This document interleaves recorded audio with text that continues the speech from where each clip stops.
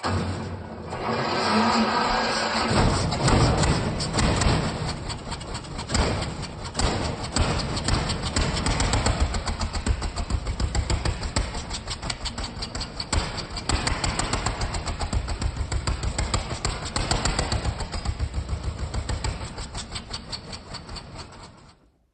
folks, in this video we're going to be taking a look at a vintage Kohler generator and we're going to see if we can't get it running. Then over here, this I got for free as well, which is crazy. This is a Kohler generator out of a motorhome, I think. Big flathead engine. Not sure exactly how big, but I would guess probably 400, 500 cc. I don't know about 500, but pretty big probably. Yeah, it says 4,500 watts. So that leads me to believe that this is probably at 1,800 RPM nonetheless. So this is like a low RPM. Either the engine's spinning that slow or there's a gearbox. Usually these small engines don't make power that low, but it's a flathead, so who knows. There's some kind of, I guess that's for the choke. Throttle linkage. Alright, so we're gonna crank it with this little battery here. Should have enough amps to crank it over. I love the stack on this thing, dude. It's not gonna start because there's no gas tank hooked up to it.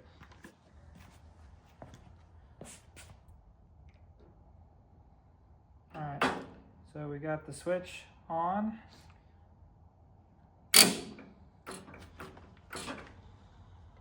Uh-oh. It's possible that this thing just definitely does not have enough cold cranking amps. It's also possible that me just holding the terminals on here is just not a good enough connection, because these are totally the wrong connectors. Yeah.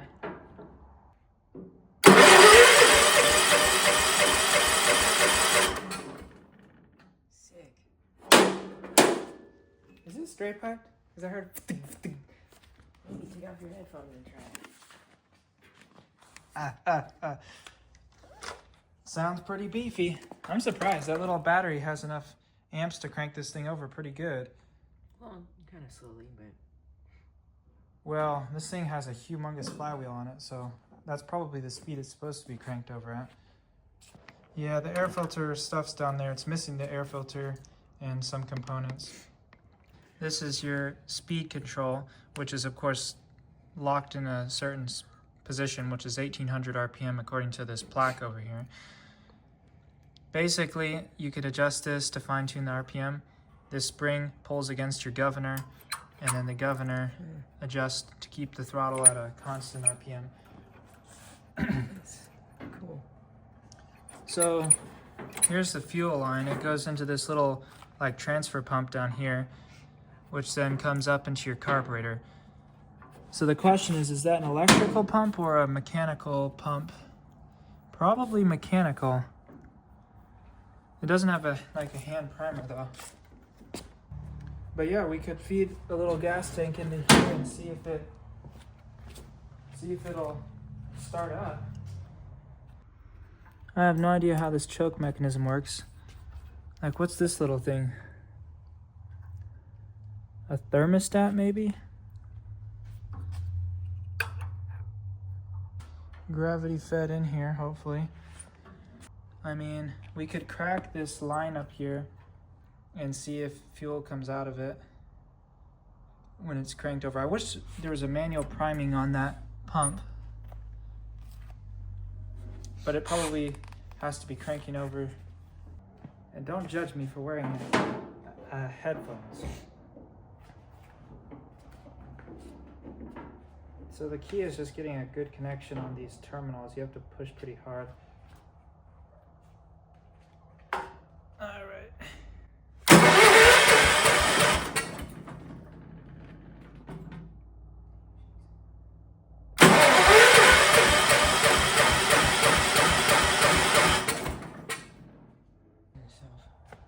Okay, so let's crack that line open. Okay, so let's see if we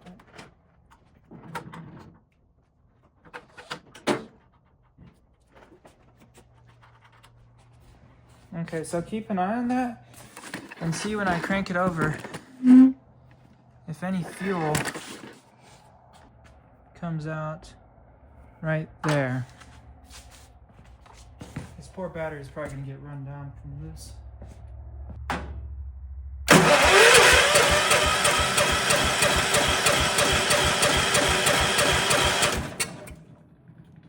Anything coming out of that? I didn't see anything. Well, that's a problem then. Well, we'll see if it'll pop off on some either. It may not. It's possible the points are corroded because these old engines have points style ignition and not just a simple coil.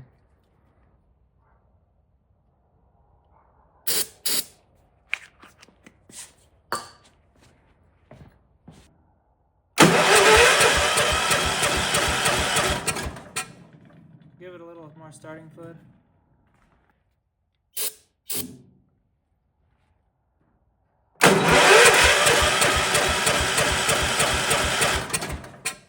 Yeah, it's not getting smooth. So probably the points are corroded. So we'll definitely have some work to do before this thing will be running. Alright, so I took some of the covers off because we need to find the points because they're probably corroded. But also I wanted to check the displacement and just see what this thing looked like. First off, this humongous cast iron flywheel. And that's some big stuff right there. And then we took out all the head bolts. This thing is crazy, guys. Whoa! Holy cow! That's so big. Look at that piston. Wow. The spark plug hole is directly on top of the intake valve. Directly on top of the intake valve. For some reason. Or maybe that's the exhaust. Yeah, it's the exhaust valve. Not sure why. But anyways. That Whoa! has got a lot of stroke. Holy cow. Wow! Alright, time to see how big this engine is for real. So we'll take some measurements and we'll use some math.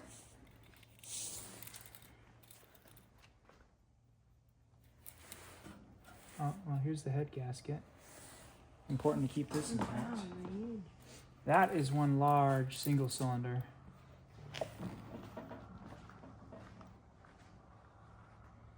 What is that, like a spider web on top of the... Yeah, there's a spider web on top of the piston because this thing had been sitting for so long, probably with the exhaust valve open. So I imagine that a spider came in through the exhaust valve and made a spider web in there. And then we sprayed ether in there, so I'm sure it wasn't too happy. About 3 3/4 inch diameter. So that's the bore. The stroke looked pretty impressive. Oh my goodness. Oh, there's still cross hatching in there. Look at that. Use that light. Yeah. This thing must not have too many hours on it. Yeah, I think this is a good entry. Like this? Yeah, that's the cross hatching. So we want to make sure we're on the absolute bottom dead center.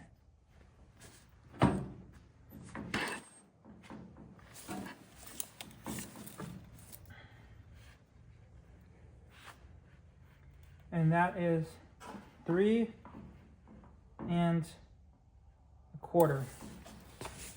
So it is an over-squared engine. So I will do the math and figure out exactly how big this cylinder is. And we'll also add probably a couple cc's in the head because you have to imagine that that maybe holds, with a head that size, it probably holds like 20 cc's. All right, so I just did the calculations and it's staggering. So we know the bore and the stroke, which effectively means we know the radius of the bottom of our cylinder and we know the height. And with those two things, we can calculate for the volume of that cylinder.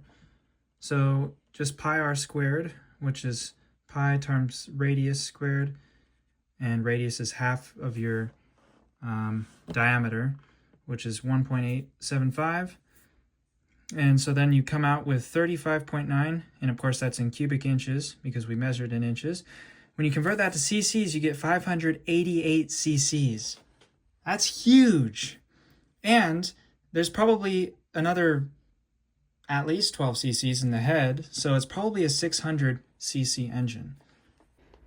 Okay, so I looked it up, and it turns out the official displacement rating for this engine is exactly 588 cc's, which is pretty cool. That means I calculated it perfectly. So I don't think they count the displacement or the volume that's in the head. So it's listed as a 588 cc engine, which is insane for a single cylinder. That's monstrous. I mean, this piston right here from my piston collection, this is from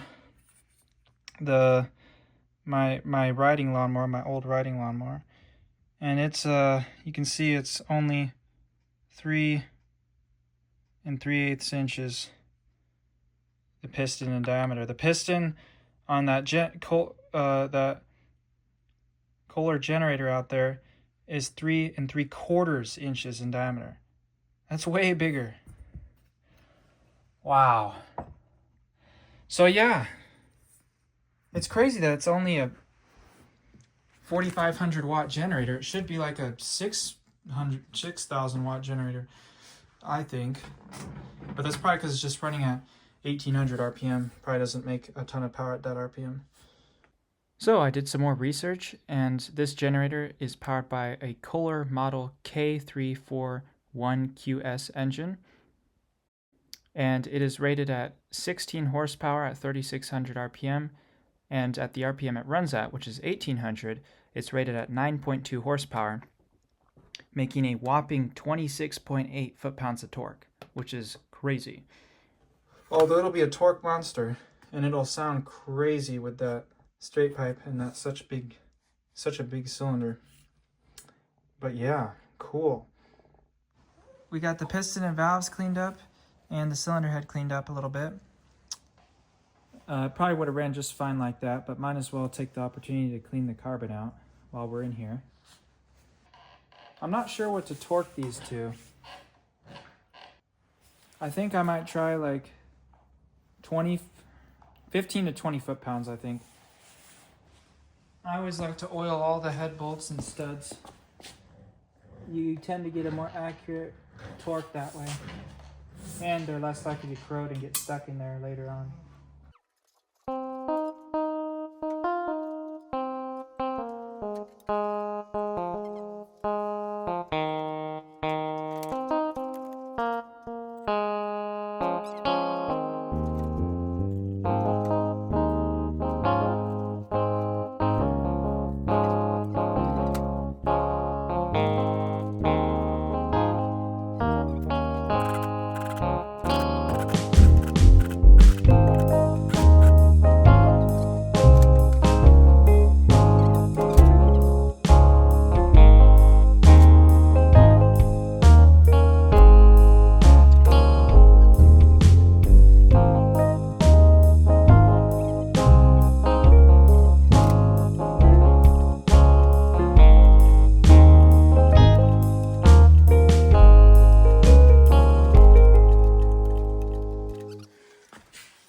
By the way, this does have a straight piped exhaust.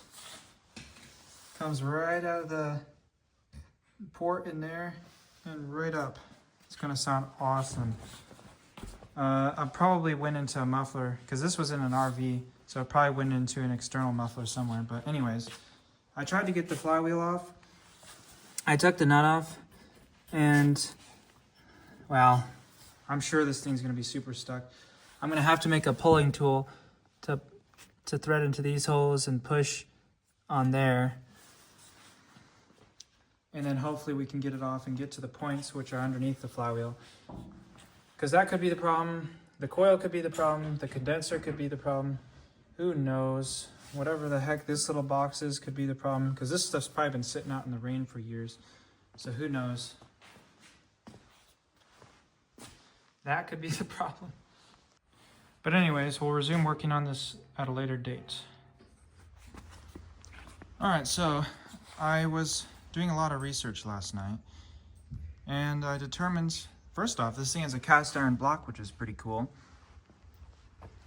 And the points are not behind the flywheel, thank goodness. They're right here, under this little cover right there. So I took it off, and they looked pretty good. I checked the gap, and it was 20 thousandths, which is what it's supposed to be. And I cleaned them out with some sandpaper. So I think it's pretty good. And then I hooked up these cables to the battery that can actually connect to this battery, because obviously this style won't. And I did the same on the hot side, except I put this in this little foam air filter to isolate it. And so then we'll just hook this up. And unfortunately, when I was taking this apart last night, the bolt that goes into the head that holds this condenser and all this stuff on it snapped off in the head because it was rusted in there. So that's not ideal, but I just have this stuck on one of the pins so it'll be grounded properly. And yeah, we'll give it a try here and see if we have spark now after all we did. All right, we should be ready to crank it over here. Make sure that nothing's gonna get in the way of the flywheel spinning or anything. All right, I think we're good. Yeah, spark. Let's get spark. Let's try it again. Yeah. Oh yeah, indeed. Nice. All right, so I don't know what fixed it, if it was me cleaning the points or what, but it has spark now. Awesome. Turn the switch off. So now, if we hook up a temporary fuel tank that bypasses the faulty fuel pump and goes directly into the carburetor, and we just gravity feed it, it should start. So I'll do that. It doesn't have any fuel going into it, so, but it should run on this for a little bit.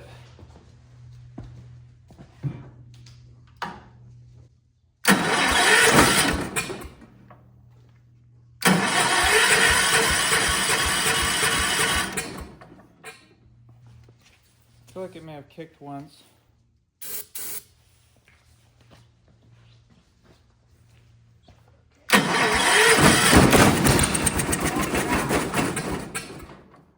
Holy cow.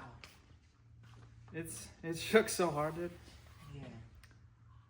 All right. Well, it'll run. And it'll need a muffler. But at least we'll get to hear it straight piped for a little bit. That poor little battery does not like cranking this thing over. So anyways, I think I'll take off that fuel pump next and see what's going wrong with it. Okay, so I took apart the pump, and sure enough, the diaphragms in it were pretty hard and it didn't pump anything. I tried it when it was outside of the engine. So I put it back on just so that way it wouldn't splash oil out of the hole. And I directly hooked up the fuel line to the carburetor, so it should run on that like that. We'll kind of stick the choke on. It'll probably pop off immediately. All right, here we go.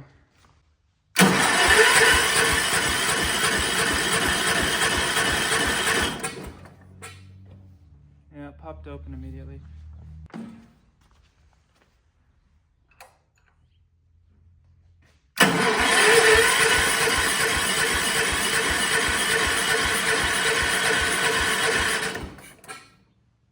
Well, it looks like the carburetor needs to be cleaned out because it definitely did not even try to crank over at all.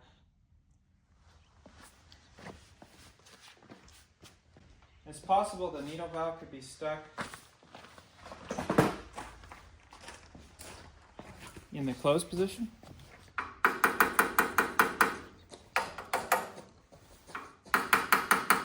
Sometimes if you tap the bowl, it can make it break loose.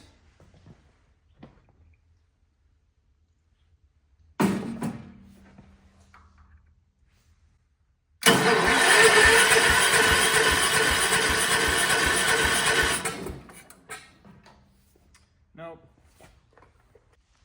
All right, well, we'll take off the bowl and see what's going on in there.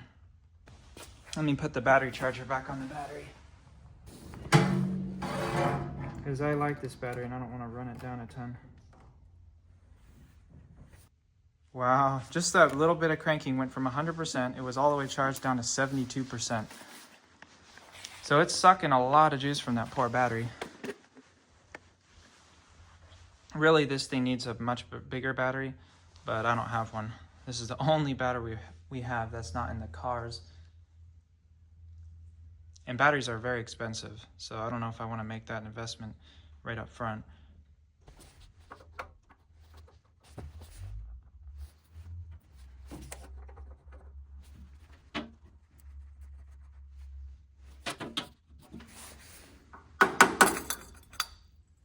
Oh goodness.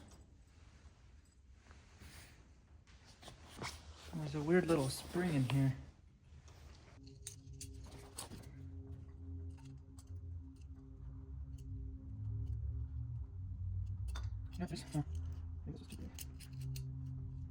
There's definitely something plugging it.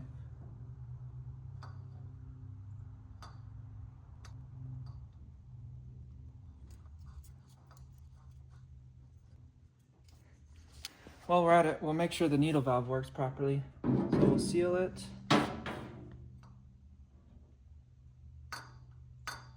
That could be part of the problem right there. We're not getting any fuel flow. Oh, there we go. Maybe.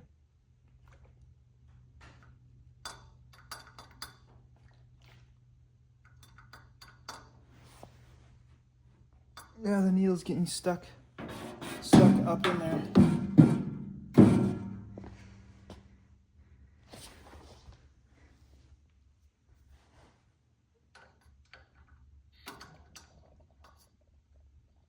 There we go.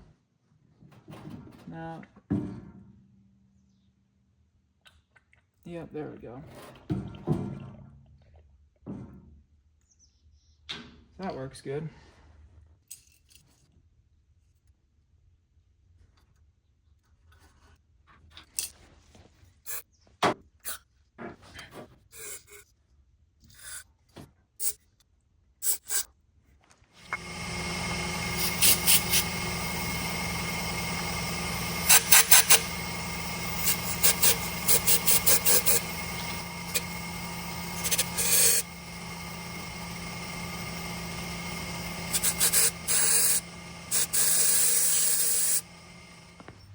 All right, got the bowl cleaned out pretty good. So there's this weird little spring in here that like pushes up on the float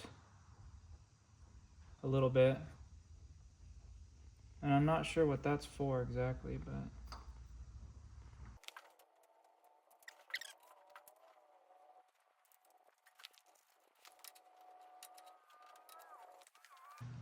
but okay. So we'll let fuel flow in. Yep, you can hear it going in there. All right, the bowl should be probably about filled. All right, let's crank it over and see what happens. I'm gonna hold the choke shut.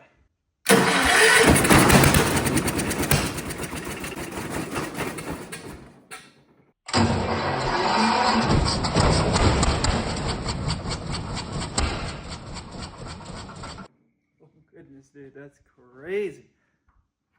More choke.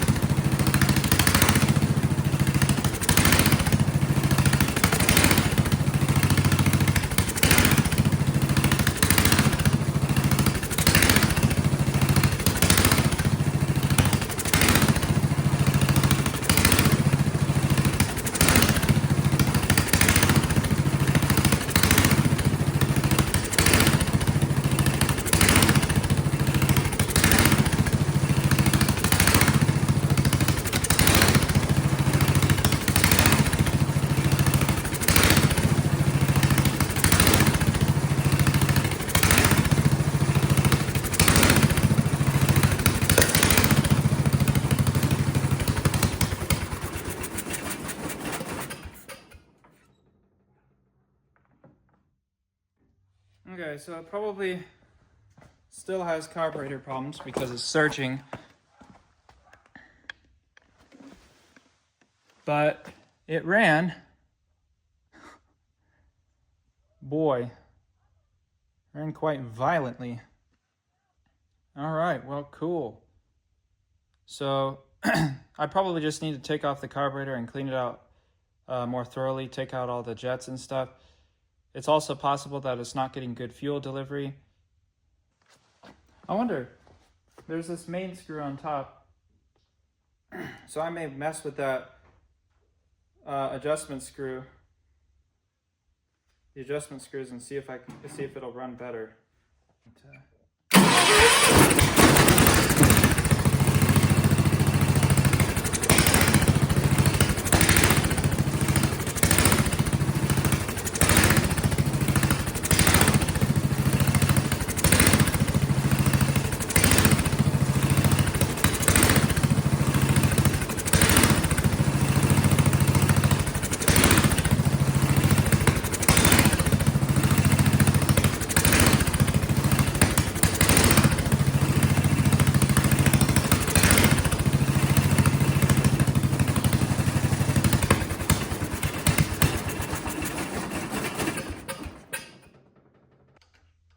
I don't know.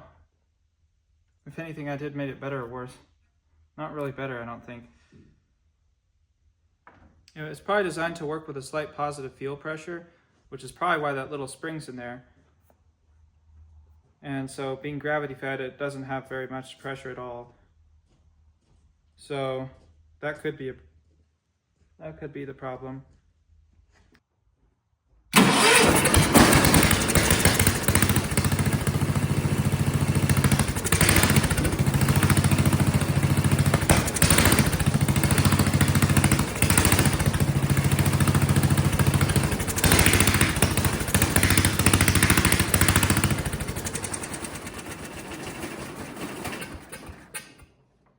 That's probably a problem.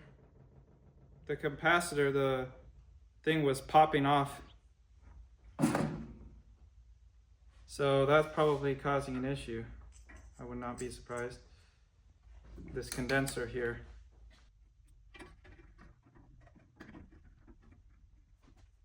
All right, it maybe is attached a little better now. I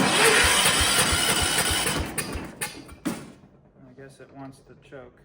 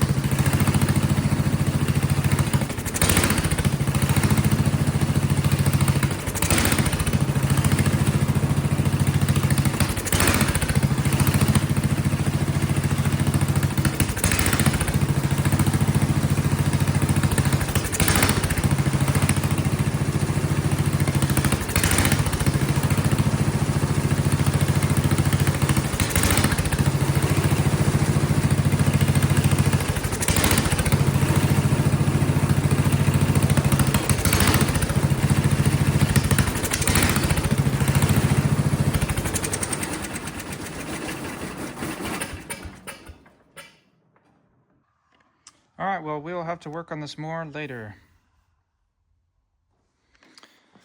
All right, so I got it to run a little better. I took out the little spring that was underneath the float, and I think that helped. And so I'm gonna run it. I've ran it a couple times, and I'm gonna put some load on it. And then it seems to also, that makes it stop surging, it seems.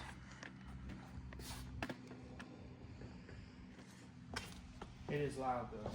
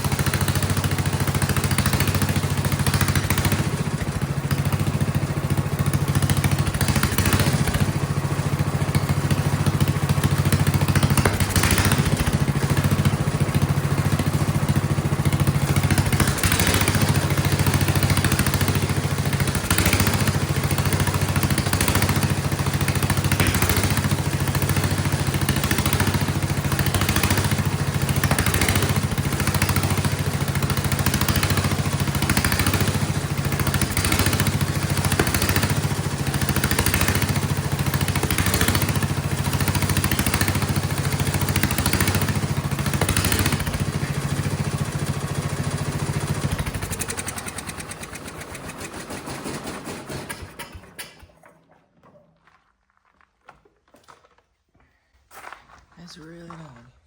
Mm-hmm. Well, anyways, we got it to run. And so that's a success.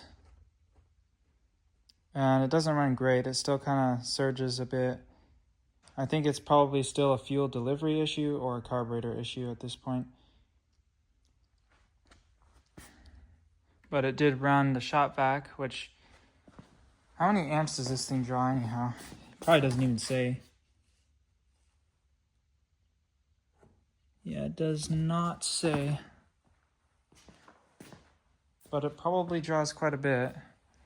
But it ran it without bogging down too much. Or without loading up too much. So yeah, pretty cool. Alright, well, we will definitely have more videos on this in the future. But thank you for watching, and I will see you next time.